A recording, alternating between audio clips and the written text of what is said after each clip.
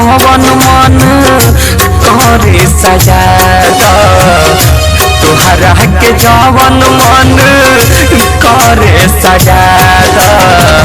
काहे तोड़ल दिलवा कसुरवा बता दो काहे तोड़ल दिलवा कसुरवा बता दो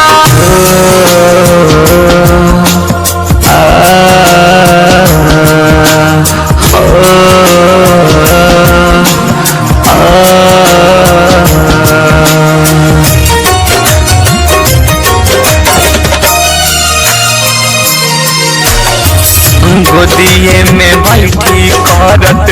रहल दिन रात हो आज कौन गलती भइल करेलु न बात हो गोदिए में बैठी करत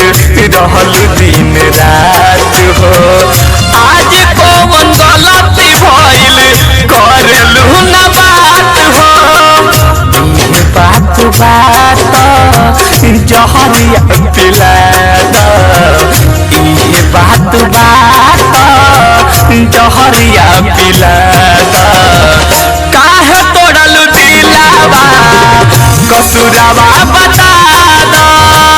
काहे तोड़ल दिलवा कसुरवा बता दो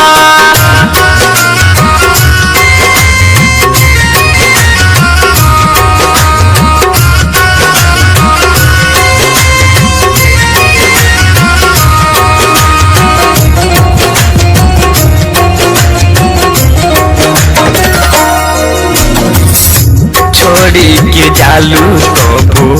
दुआ करे यारावा जा जान बनल रहे तोहार ससुरावा छोड़ी के जालू कबू दुआ करे यारावा जा जान बनल रहे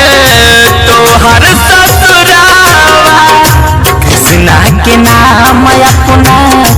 दिल से मिटा दो ऋषि के नाम अपना दिल से मिटा दो काहे तोड़ल दिलवा कसुरवा बता दो काहे तोड़ल दिलवा कसुरवा बता दो तोहरा के जवन मन करे सजा तोहरा के जवन मन करे सजा काहे तोड़ल दिलवा कसुरवा